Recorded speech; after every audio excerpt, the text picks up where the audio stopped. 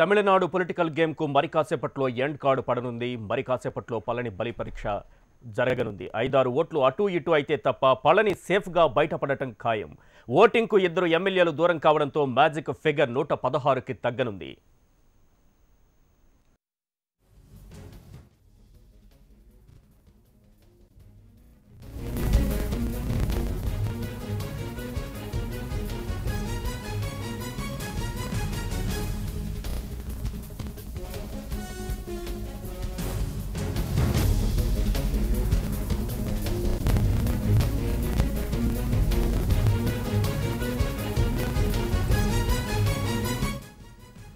పళని సర్కారు ఉంటుందో ఊడుతుందో మరి కాసేపట్లో తేలిపోనుంది. అత్యంత కీలకంగా మారిన బల పరీక్షలో బలాబలాలు తారుమారు అవుతున్నాయి.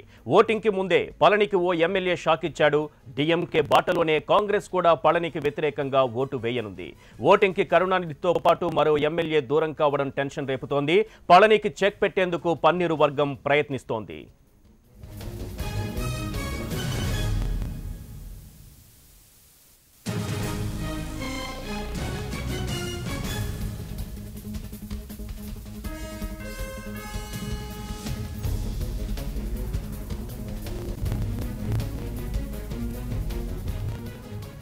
మరి కాసేపట్లో తమిళనాడు అసెంబ్లీలో బల పరీక్ష జరగబోతోంది. తమిళనాడు అసెంబ్లీలో బల పరీక్షను పళని ఎదుర్కోబోతున్నారు. ఇదే అంశానికి సంబంధించినటువంటి పూర్తి సమాచారంతో మా ప్రతినిధి మోహన్ మనకు అందుబాటులో ఉన్నారు. మోహన్, పళని వర్గం ధీమాగా కనిపిస్తోందా? అరుణ్ కుమార్ ఎటువైపు ఉన్నారు? ఆయన గైర్హాజరవుతున్నారా లేకపోతే హాజరై పళనికి వ్యతిరేకంగా ఓటు వేయబోతున్నారా? ఆయన నిర్ణయం ఏ రకంగా కనిపిస్తోంది? ఈశ్వర్, అరుణ్ కుమార్ ఇప్పటికే తన నియోజకవర్గానికి వెళ్ళిపోవడం జరిగింది. తాను ఓటింగ్లో పాల్గొనని చెప్పి పార్టీ పదవికి కూడా రాజీనామా చేసి వెళ్ళిపోవడం జరిగింది. అంటే ఇక్కడ దీని ద్వారా పళనిస్వామికి నష్టము లాభము రెండూ లేనటువంటి పరిస్థితి. హాజరై ఉంటే ఎక్కువ లాభం ఉండేది, వ్యతిరేకంగా ఓటు వేసుంటే కొంత నష్టం జరుగుండేది. అయితే ఈ రెండు లాభము లేకుండా వెళ్ళినటువంటి పరిస్థితుల్లో దానివల్ల పళనిస్వామికి పెద్దగా ఎఫెక్ట్ కనపడదు. అంటే దానివల్ల టోటల్ ఫిగర్లో ఒకటి తగ్గడం వల్ల, కరుణానిధికి ఒకటి యాడ్ అవ్వడం వల్ల ఇతనికి ఒక ఎమ్మెల్యే ఓటు తక్కువగా పడింది. అంటే 117 ఉన్నటువంటి మ్యాజిక్ ఫిగర్ 116కు పడింది. ఇలాంటి పరిస్థితుల్లో కాంగ్రెస్ ఎలా వ్యవహరిస్తుంది అన్నటువంటి ఆశ ఇప్పటివరకు అయితే ఉన్నింది. అయితే రాహుల్ గాంధీ ఆదేశాల మేరకు డిఎంకే ఏ బాటలో నడిస్తే ఆ బాటలో నడవాలని చెప్పి కాంగ్రెస్ కూడా ప్రకటించినటువంటి నేపథ్యంలో 8 మంది కాంగ్రెస్ ఎమ్మెల్యేలు కూడా ఈరోజు హాజరై పళనిస్వామికి వ్యతిరేకంగా ఓటు వేయబోతున్నారు. సో దీంతో ఇప్పుడు మరీ కొంత టెన్షన్ పెరిగినటువంటి పరిస్థితి. 122 మంది ఎమ్మెల్యేలు ఒకవైపు ఉన్నారు, మిగిలిన వారు కాంగ్రెస్ అదేవిధంగా డిఎంకే ఒకవైపు ఉన్నారు. 11 మంది ఎమ్మెల్యేలు పళనిస్వామి వర్గంలో ఉన్నటువంటి 11 మంది ఎమ్మెల్యేలు ఒకవైపు ఉన్నారు. మొత్తం మీద పళనిస్వామికి తన వర్గంలో ఉన్నటువంటి ఎమ్మెల్యేలందరూ ఓటు వేసినట్లయితే ఏ చీకుచింత లేకుండా సీఎం అవుతాడో, రాజకీయ అనిశ్చితికి శుభం కార్డు మరికొద్ది నిమిషాల్లో పడబోతుంది. ఒకవేళ అనుకోని పరిణామాలు చోటు చేసుకుని, ఒకవేళ అనూహ్యమైనటువంటి పరిణామాలు చోటు చేసుకుంటే మాత్రం రాజకీయ అనిశ్చితికత రాజ్యాంగ సంక్షోభానికి దారితీసి రాష్ట్రపతి పాలన వరకు వెళ్లే అవకాశాలు కూడా లేకపోలేదు.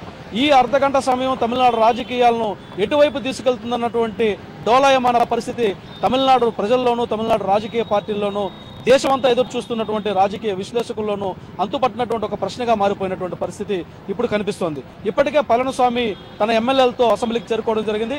పన్నీర్ సెల్వం తన ఎమ్మెల్యేలతో అసెంబ్లీకి చేరుకోవడం జరిగింది. మరోవైపు ప్రతిపక్ష నేత స్టాలిన్ కూడా అలగిరితో కలిసి మొట్టమొదటిసారిగా అన్నదమ్ముడు ఇద్దరు కలిసి అసెంబ్లీకి రావడం జరిగింది. ఇద్దరు కూడా కలిసి బై వాక్ రావడం జరిగింది. అసెంబ్లీ ముందు నినాదాలు ఇచ్చుకుంటూ కూడా రావడం జరిగింది. ఈ పరిణామాలన్నింటినీ మనం నిశ్చితంగా పరిశీలించినప్పుడు వారం రోజులుగా జరుగుతున్నటువంటి పరిణామాల్లో 2 రోజులుగా జరుగుతున్నటువంటి పరిణామాలు చాలా కీలక అంశాలుగా మారాయి.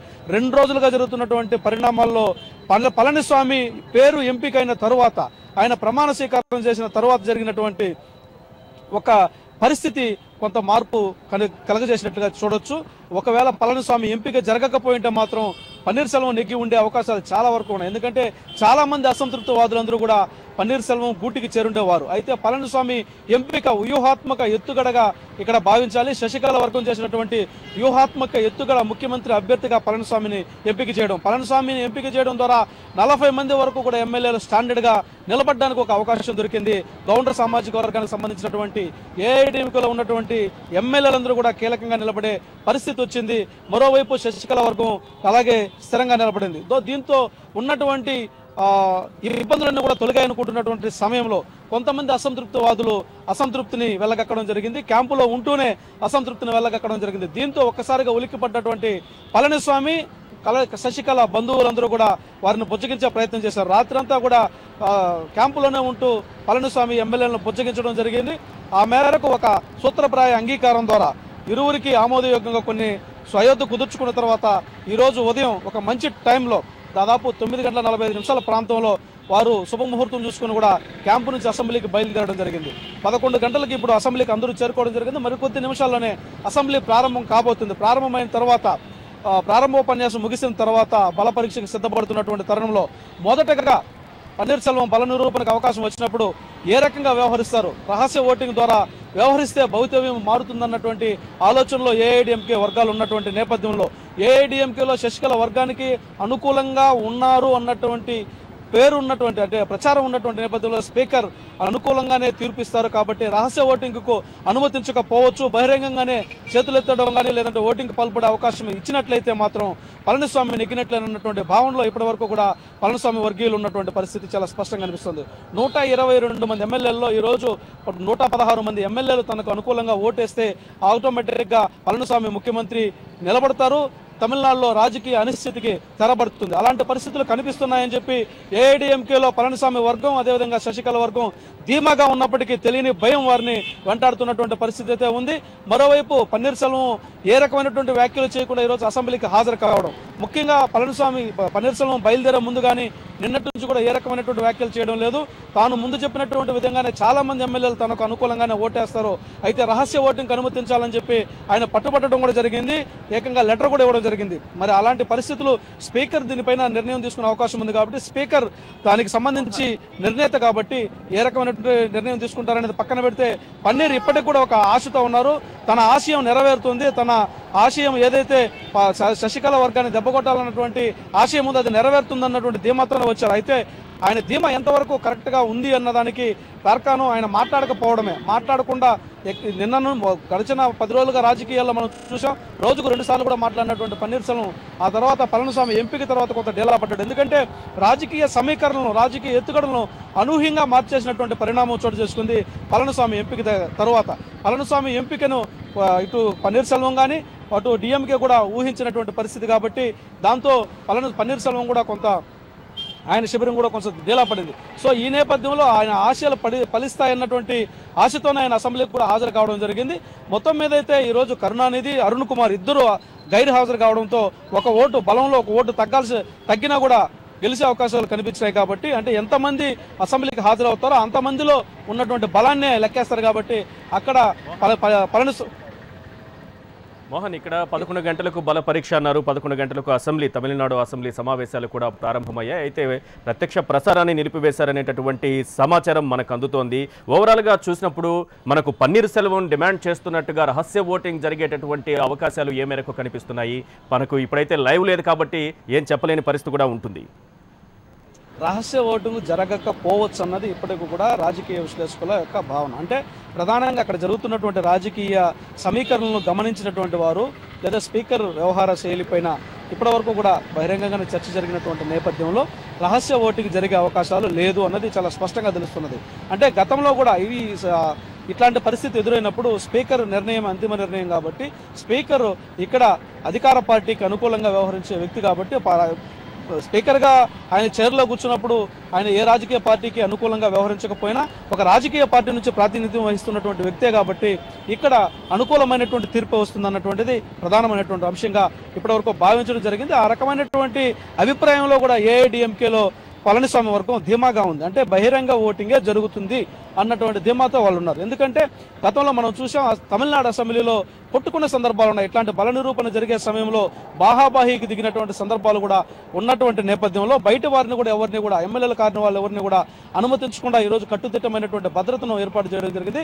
బయట ఉన్నటువంటి వారు కూడా ఎవరు లోపలికి అనుమతించుకోవడం జరిగింది. అంటే టెలికాస్ట్ వల్ల కూడా కొన్ని ఇబ్బందులు వస్తే రాష్ట్ర వ్యాప్తంగా కూడా అల్లర్లు జరిగే అవకాశం ఉంది. కాబట్టి దీన్ని ఆపివేశామని ఒక సాంకేతిక కారణం చూపుతూ ఈరోజు అన్ని కూడా ఆపివేయడం జరిగింది.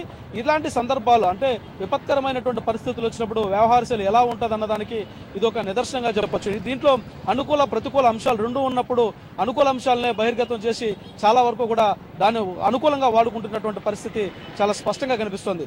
అయితే ఇప్పుడు అసెంబ్లీ ప్రారంభమైన తర్వాత మొదటగా స్పీకర్ మాట్లాడిన తర్వాత స్పీకర్ ఓటింగ్కి పిలిచే అవకాశం ఉంది. ఓటింగ్ పిలిచిన వెంటనే పళనిస్వామికి ఎంతమంది మద్దతు ఉన్నారన్నటువంటి విషయం మీద చేతులెత్తే సాంప్రదాయానికి అక్కడ అవకాశం ఇవ్వచ్చు అన్నది చాలా స్పష్టంగా తెలుస్తుంది. లేదా ఓటింగ్ అంటే బటన్ నొక్కి ఓటు వేయడం, దానివల్ల కౌంట్ వస్తుంది. చేతులు ఎత్తడం అన్నది అంటే ఒక రకంగా దాని కౌంట్ అటు ఇటుగా ఉండే అవకాశం ఉంది కాబట్టి మీట నొక్కి ఓటింగ్ లెక్కేసే అవకాశాలు కూడా ఉన్నాయి కాబట్టి దానికి సంబంధించి కూడా ఒక పరిశీలన జరిగి ఇప్పటికే దానిపైన అభిప్రాయం తీసుకోవడం జరిగింది. కాబట్టి ఖచ్చితంగా అయితే రహస్య ఓటింగ్ లేకుండా ఉండొచ్చు. రహస్య ఓటింగ్ ఉంటే పరిస్థితులు తారుమారవుతాయి కాబట్టి బహిరంగ ఓటింగే జరుగుతోంది. అయితే ఇప్పుడు అన్ని లైవ్ ప్రసారాలన్నీ కూడా కట్ చేసినటువంటి నేపథ్యంలో లోపల ఏం జరుగుతుందో ఎవరికి కూడా తెలియనటువంటి పరిస్థితి. అన్ని రకాలైనటువంటి ప్రయత్నాలకు సిద్ధమై వచ్చినటువంటి పళనిస్వామి వర్గం ఏం చేస్తుందన్నది కూడా ఒక వ్యూహాత్మక ఎత్తుగడగా మారుతుంది. గతంలో జరిగినటువంటి పరిణామాల నేపథ్యంలో ఎవరైనా 122 మందిలో ఎవరైనా కూడా వ్యతిరేకంగా ఓటేస్తే వాళ్ళ మీద దాడి చేసే అవకాశాలు కూడా లేకపోలేదన్నటువంటి పరిస్థితులు ఇక్కడ చాలా స్పష్టంగా కనిపిస్తుంది. ఎందుకంటే అట్లాంటి పరిస్థితులే ఇప్పుడు కూడా కనిపిస్తున్నాయని చెప్పి కూడా అంటున్నారు. 122 మందిని అత్యంత కట్టుదిట్టమైనటువంటి ఆంక్షలను తీసుకెళ్లినట్టుగా తెలుస్తోంది.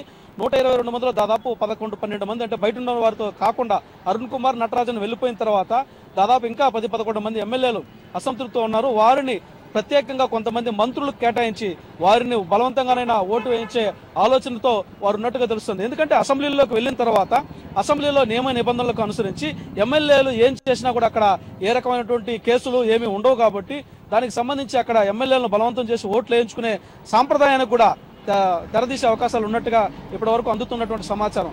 దీన్ని బట్టి 122 మందిలో ఖచ్చితంగా 118 మంది దగ్గర ఓట్లు వేయించి తీరుతారు, ఓట్లు వేసుకుంటారన్నటువంటి ప్రగాఢమైనటువంటి విశ్వాసంలో అయితే ఏఐడిఎంకే పళనిస్వామి వర్గం ధీమాగా ఉంది. మీరు అంటున్నట్టుగా ఇది ఒక కోణం అయితే మరో కోణం అనూహ్య పరిణామాలు ఏవైనా సంభవిస్తే తప్ప పళని వర్గానికి ఇప్పటికిప్పుడు వచ్చినటువంటి ముప్పు అయితే మాత్రం ఏమీ కనిపించట్లేదు. అయితే పన్నీరు వర్గంలో ఉన్నటువంటి 12 మంది అని చెప్పుకుంటున్నారు ఇప్పటి వరకు. ఈ 12 మంది ఏ వైపు ఉంటారనేది మనం ఒకసారి విశ్లేషించుకుంటే అనూహ్యంగా వారు కూడా ఏమన్నా పళనిస్వామి వైపు మొగ్గు చూపి ఓటింగ్లో అనుకూలంగా పాల్గొనే అవకాశాలు 12 మందిలో ఒకరిద్దరు ఏమన్నా ఉండే అవకాశాలు ఏమైనా ఉన్నాయా? ఆ మేరకు పళనిస్వామి వర్గం కూడా భావన వ్యక్తం చేస్తోంది, ఆశ పెట్టుకుని ఉంది. అంటే ఈ ప్రయత్నాలు కూడా జరిగాయి. మొదటగా పళనిస్వామి శాసనసభాపక్ష నేతగా ఎన్నికైన వెంటనే ఆయన ఇచ్చినటువంటి పిల్లలు కూడా తెలుసో తెలియక కొంతమంది వెళ్ళారు, వారు తిరిగి రావాలని చెప్పి కూడా పిలుపునిచ్చారు. అయితే 2-3 మినహాయించి ఆయన ఆహ్వానించడం జరిగింది. అందులో పన్నీర్సెల్వం ఒకడు, అదేవిధంగా విద్యాశాఖ మంత్రిగా ఉండి అనూహ్యంగా శిబిరం దాటి వెళ్ళినటువంటి వ్యక్తిని మినహాయించి మిగిలిన వారందరినీ కూడా ఆ రోజు పళనిస్వామి ఆహ్వానించడం జరిగింది. వారితో ఒకవైపు మంతనాలు కూడా జరిగినట్టుగా తెలుస్తుంది. అయితే అక్కడ శిబిరం నుంచి రావడానికి మాత్రం మొహమాట పడి చాలా మంది రానట్టుగా తెలుస్తుంది. ఈ రకమైనటువంటి ప్రయత్నాలు అయితే జరిగాయి. ఇక్కడ ఒక విషయం మనం గమనించాల్సింది, విప్పు జారీ చేయడం జరిగింది. ఈ 12 మంది కాదు, అరుణ్ కుమార్ ఓటింగ్కి హాజరు కావట్లేదు కాబట్టి ఆయన తన నియోజకవర్గానికి వెళ్ళిపోయినాడు కాబట్టి పన్నీర్సెల్వం వర్గంలో 11 మందే ఉన్నారు, నటరాజన్ పన్నీర్సెల్వంతో కలిపి. ఇక్కడ ఏఐడిఎంకే ఒక నిర్ణయం తీసుకోవడం జరిగింది, విప్పు జారీ చేయడం జరిగింది. విప్పు జారీ చేసినటువంటి నేపథ్యంలో ఈరోజు 11 మంది ఎమ్మెల్యేలు ఏ రకంగా వ్యవహరించినా కానీ వాళ్ళ మీద కూడా వేటుపడే అవకాశం ఉంది. సో అలాంటి పరిస్థితుల్లో ఒకవేళ పళనిస్వామి నెగ్గే అవకాశాలు ఉన్నట్లయితే పన్నీర్సెల్వంలో ఆశ అంటే దాదాపు 3.5 సంవత్సరం ఎమ్మెల్యేగా ఉండే అవకాశం ఉంది. ఆ తర్వాత ఈ శిబిరం నుంచి ఆ శిబిరంకు వెళితే ప్రయోజనాలు కూడా ఉంటాయి. ఆ రకమైనటువంటి ప్రయత్నాలు కూడా జరిగాయి. ఆ రకమైనటువంటి ఆఫర్లు కూడా వారికి వచ్చినటువంటి నేపథ్యంలో ఒకరిద్దరు అటు వస్తారన్నటువంటి ఊహాగానాలు కూడా జరుగుతున్నాయి. అయితే పన్నీర్సెల్వం మాత్రం అలాంటి వెళ్లే వాళ్ళు ఎవరు నా శిబిరంలో లేదన్నది అంతర్గతంగా చెప్తున్నటువంటి మాట. అయితే ఏం జరుగుతుందన్నది మాత్రం ఇప్పటి వరకు కూడా వేచి చూడాల్సినటువంటి ధోరణిగానే మిగిలింది. ఎందుకంటే లైవ్ సిగ్నల్స్ అన్ని కూడా కట్ చేసి ఈరోజు అసెంబ్లీ నడుపుతున్నటువంటి పరిస్థితి, ఎక్కడ కూడా బయట లోపల ఏం జరుగుతున్నటువంటి విషయం తెలియకుండా జరుగుతున్నటువంటి వ్యవహారం జరుగుతుంది. అలాగే ఒకవేళ కర్ణాటక శశికళ శిబిరంలోంచి ఏ ఒక్కరు కప్పదాటు వేసినా లేదా ఏ ఒక్కరు గీత దాటి వ్యవహరించినా వారి మీద దాడి జరిగే ప్రయత్నాలు కూడా అసెంబ్లీలోనే లేకపోలేదన్నటువంటి విషయాలు కూడా జరుగుతున్నాయి. సో ఇట్లాంటి నేపథ్యంలో గతంలో జరిగినటువంటి పరిణామాలు, శశికళ వర్గం యొక్క బలాబలాలు, శశికళ వర్గం ఏం చేస్తుందో ఊహించి తెలిసినటువంటి వారి వ్యవహారం కూడా ఈ పరిస్థితుల నడుమ పళనిస్వామిని గట్టెక్కిస్తాయన్నటువంటి విశ్వాసం అయితే చాలా స్పష్టంగా కనిపిస్తున్నట్టుగా మనం చూడొచ్చు. అందులో భాగంగా చూసుకున్నట్లయితే నిన్నటి వరకు కూడా శిబిరంలో ఉన్నటువంటి వారు అరుణ్ కుమార్ బయట వెళ్ళినప్పుడు కానీ లేదా నటరాజన్ బయట వెళ్ళినప్పుడు కానీ ఏ ఒక్కరైనా బయట వచ్చే అవకాశం ఉంది. మరి అలాంటి పరిస్థితి లేదు అంటేనే ఏదో ఒక సూత్రప్రాయ అంగీకారానికి వచ్చినట్టుగా ఇక్కడ స్పష్టంగా మనం ఆలోచించాల్సినటువంటి విషయం. మరి రహస్య ఓటింగ్ ఉంటే మార్పు వచ్చేది కాబట్టి బహిరంగంగా ఓటు వేసే అవకాశం ఉన్నప్పుడు మాత్రం అలాంటి అవకాశాలు అయితే లేవనేది ఇక్కడ స్పష్టంగా అవగతం అవుతున్నటువంటి విషయం. కాబట్టి పళనిస్వామి ఇక్కడ మోహన్ డిఎంకే విశ్లేషణ ఏ రకంగా కనిపిస్తోంది? వారి అంటే మొత్తం ఓవరాల్గా సిచ్యువేషన్ వారు ఏ రకంగా అనలైజ్ చేస్తున్నారు? డిఎంకే ఆశించింది నెరవేరింది. డిఎంకే మొదటి ఆశ ప్రభుత్వాన్ని ఏర్పాటు చేయడం కన్నా కూడా ఏఐడిఎంకేలో చీలిక తేవాలనేది వారి యొక్క ఆశ. జయలలిత మరణం తర్వాత ఒక పటిష్టమైనటువంటి పార్టీగా ఏఐడిఎంకే ఎదిగితే డిఎంకేలో అంటే కరుణానిధి తరువాత ఆ రకమైనటువంటి ప్రయత్నం ఆ పార్టీని దెబ్బకొట్టే వ్యక్తులు లేరు కాబట్టి, శక్తులు లేరు కాబట్టి దాన్ని దెబ్బకొట్టడం ద్వారానే డిఎంకే పుంజుకోవడానికి అవకాశాలు ఉన్నాయి.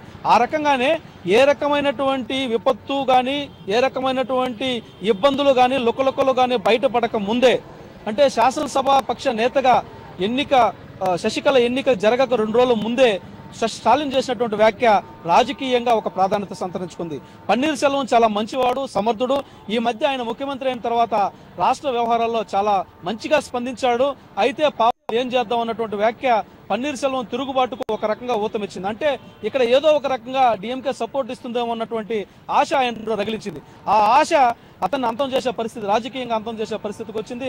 డిఎంకే ఆశించింది నెరవేరినటువంటి పరిస్థితి. అంటే డిఎంకే యొక్క అంతిమ లక్ష్యం ఏఐడిఎంకేలో చీలిక రావడం, ఏఐడిఎంకేలో వర్గ విభేదాలతో తన్నుకు చావడం. ఈ రకమైనటువంటి పరిస్థితుల నుంచి డిఎంకే తనకు అనుకూలంగా మలుచుకోవడం. ఒకవేళ ఈ రోజు బల పరీక్షలో నెగ్గకపోతే పళనిస్వామి రాజకీయ అనిశ్చితి కాస్త రాజ్యాంగ సంక్షోభానికి దారితీసి రాష్ట్రపతి పాలన వస్తే ఈ అనిశ్చితిని తనకు అనుకూలంగా మలుచుకొని ఈరోజు చూసాం ఆ అసెంబ్లీకి కూడా అలగిరితో పాటు రావడం. అంటే అలగిరి ఇప్పటి వరకు కూడా కరుణానిధిని సైతం ధిక్కరించినటువంటి వ్యక్తి ఈరోజు స్టాలిన్ అలగిరిని కూడా దగ్గర పెట్టుకుని నేరుగా అసెంబ్లీకి రావడం. సో ఇక్కడ డిఎంకే కూడా ఒక వ్యూహాత్మకమైనటువంటి ఎత్తుగడ వేసింది, వ్యూహాత్మకమైనటువంటి అడుగులు వేసింది. ఈ రాజకీయ సంక్షోభాన్ని తనకు అనుకూలంగా మార్చుకొని రాజ్యాంగ సంక్షోభం సృష్టించి తను ప్రయోజనం పొందాలన్నటువంటి ఆశయంలో దాదాపుగా 50% వరకు కూడా నెరవేరింది. ఎందుకంటే ఏఐడిఎంకేలో చీలిక రావడానికి ప్రధాన కారణం కూడా ఆడ డిఎంకే చేసిన ఎత్తుగడలుగా మనం భావించవచ్చు. అంటే కేంద్రం నడిపించిందా లేకపోతే ఇంకొక అదృశ్య శక్తి నడిపించిందా అంటే ఈ ఎత్తుగడ డిఎంకే నుంచి కూడా జరిగింది కాబట్టి ఆ మేరకు సక్సెస్ అవడం అనేది మనం చూడొచ్చు. ఈశ్వర్ రైట్, మీరు చెప్తున్న విశ్లేషణ చాలా వరకు దాన్ని మనం పరిశీలించి చూసినప్పుడు అంటే డిఎంకే పన్నీరుకు మద్దతిస్తాను అని చెప్పడం ద్వారా శశికళ వర్గాన్ని పూర్తిగా బలహీనపరిచి ఇటు 2 వర్గాలు బలహీనపడిన తర్వాత తను ప్రయోజనం పొందేటటువంటి ఆలోచనమైన డిఎంకే చేసిందని మనం భావించవచ్చా? అంటే స్టాలిన్ ఒక విషయంలో రాజకీయ దురంధరుడిగా వ్యవహరించడం జరిగింది. ఎక్కడా కూడా పన్నీర్ సెల్వంకు మద్దతు ఇస్తానని ప్రకటించలేదు. రెండవది పన్నీర్ సెల్వం మంచివాడని మాత్రం స్టేట్మెంట్ ఇవ్వడం జరిగింది. రెండవ సందర్భంలో పన్నీర్ సెల్వంకు 10 రోజుల అవకాశం వచ్చిన తర్వాత 10 రోజుల అవకాశంలో ఆయన అందిపుచ్చుకున్నటువంటి అంశాలేవి కనిపించకపోవడంతో 2 రోజుల ముందు గవర్నర్ను కలిసి ఒకవేళ పన్నీర్ సెల్వం వైపు 20 నుంచి 30 మంది ఎమ్మెల్యేలు వస్తే సపోర్ట్ చేయడానికి కూడా సిద్ధపడినటువంటి డిఎంకే వర్కింగ్ ప్రెసిడెంట్ స్టాలిన్ ఆ తర్వాత అనూహ్యంగా రాజకీయంగా మడమ తిప్పడం జరిగింది. అంటే తాను ఎవరికి సపోర్ట్ చేయడం లేదు, బద్ధ శత్రువు అయినటువంటి ఏఐడిఎంకేకి అసలు సపోర్ట్ చేయము, ఏ వర్గానికి కూడా మేము సపోర్ట్ చేయము, మేము ఈరోజు ప్రజల పక్షాన్ని నిలబడతా ఉన్నటువంటి ప్రకటన చేయడం ద్వారా ఒక టర్న్ తిరిగింది. రాజకీయాలు తమిళనాడు రాజకీయాలను కూడా ఒక టర్న్ తిరగడం జరిగింది. ఇక్కడ వ్యూహాత్మక ఎత్తుగడను తాను వేసినటువంటి ఎత్తుగడలో సఫలీకృతం కావడం జరిగింది. మిగిలిన వారందరూ కూడా 20% కూడా ఎత్తుగడల్లో సఫలీకృతం కానటువంటి పరిస్థితుల్లో ఇక్కడ డిఎంకే మాత్రం దాదాపు 60% సఫలీకృతమైందని కూడా చెప్పొచ్చు. ఎందుకంటే వారి అంతిమ లక్ష్యం ఈరోజు అంటే ఏదో ఒక విధంగా ముఖ్యమంత్రి డిఎంకే అధికారంలోకి వచ్చినా అది 3 నాళ్ళ ముచ్చటగానే జరుగుతుంది. రాజకీయ సంక్షోభం వస్తుంది, మళ్ళా రాజ్యాంగ సంక్షోభం వస్తుంది. అటు ఇటుగా ఉన్నవారు ఏ రోజైనా ఏ రకమైనటువంటి కప్పదాట్లను చేసే అవకాశం ఉంది. కాబట్టి ఒక సుస్థిరమైనటువంటి ప్రభుత్వాన్ని తాము ఏర్పాటు చేసుకోవాలంటే ఇదే మంచి తరుణం అని చెప్పి భావించడం జరిగింది. ఆ క్రమంలోనే తమకున్నటువంటి అవకాశాలన్నింటినీ కూడా తనకున్నటువంటి రాజకీయ ఎత్తుగడలన్నింటినీ కూడా డిఎంకే వేయడం జరిగింది. అందులో కాంగ్రెస్ ఎట్టుపోతుందన్నటువంటి డోలాయమాన పరిస్థితి వచ్చింది. ఒకవేళ 15 సంవత్సరాల స్నేహాన్ని వీడి కాంగ్రెస్ శశికళ వర్గానికి సపోర్ట్ చేస్తుంది. ఎందుకంటే ఇక్కడ ప్రదేశ్ కాంగ్రెస్ కమిటీ అంటే తమిళనాడు ప్రదేశ్ కాంగ్రెస్ కమిటీకి అధ్యక్షుడిగా ఉన్నటువంటి తిరునావక్కరసు శశికళకు సామాజిక వర్గానికి చెందినటువంటి వ్యక్తి, గతంలో ఏఐడిఎంకే నుంచి బయట వచ్చినటువంటి వ్యక్తి. సో అక్కడ ఆయన 2 సందర్భాల్లో కూడా డోలాయమానంగా వ్యాఖ్యలు చేయడం జరిగింది. శశికళ వెళ్ళిన తర్వాత పళనిస్వామి మంచివాడే కదా అన్నటువంటి వ్యాఖ్యలు చేయడం. అంటే ఇక్కడ 8 మంది కూడా అట్లా సపోర్ట్ చేస్తే గవర్నమెంట్ సుస్థిరపడచ్చు, అయితే డిఎంకే ఆశించినటువంటి ఫలితం దక్కదు కాబట్టి.